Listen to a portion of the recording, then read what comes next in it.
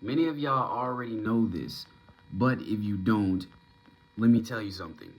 You cannot rely on any of these DNA tests to tell you who you are and where your ancestry comes from. Specifically, if you identify with the social group known as Black/African American.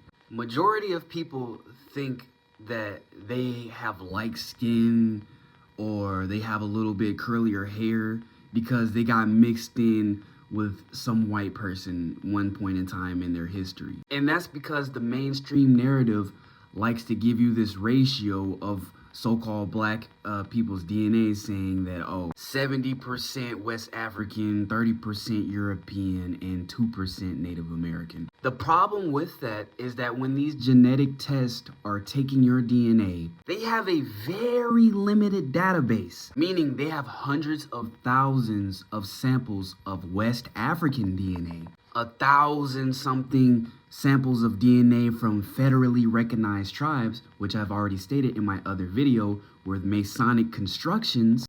Point in case here, the Cherokee people, right? So when you pull it up on Google, they'll say they've been here since the 1500s. But the Cherokee, that's an exonym, meaning that was a name that was applied to them. The original people were called the Salagi.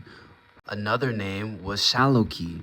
And what they won't tell you about the Cherokee is that you had groups like the Sami who would come in and actually try to wipe out these original Salagi and then take their names.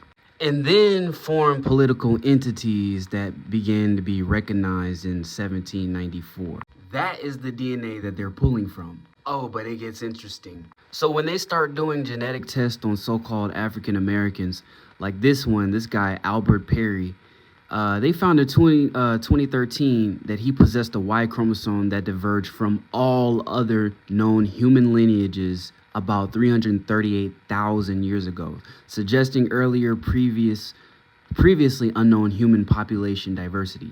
So when you get your DNA test, what you see is percentages, right? But the geneticist doing the actual lab work see something completely different. When they say you have African DNA, they're looking at this number right here, which is the distance. The closer number to the genetic sample means closer genetic proximity. Stay with me, because what they're not telling you is that when they find West African DNA, they are finding it with a divergence of thousands of years, hundreds of thousands of years. More closely related to when Africa and America, specifically the Southeast, was connected to West Africa. Some people say Pangaea was hundreds of millions of years ago, but that's another topic for another time. Look here at this genetic study. The genetic distances are too large and the lack of close matches are too widespread to support the narrative that Black Americans solely descend directly from recent displaced West African populations. Instead, the evidence strongly suggests that at least some Black Americans are part of an ancient population that originated in the Americas.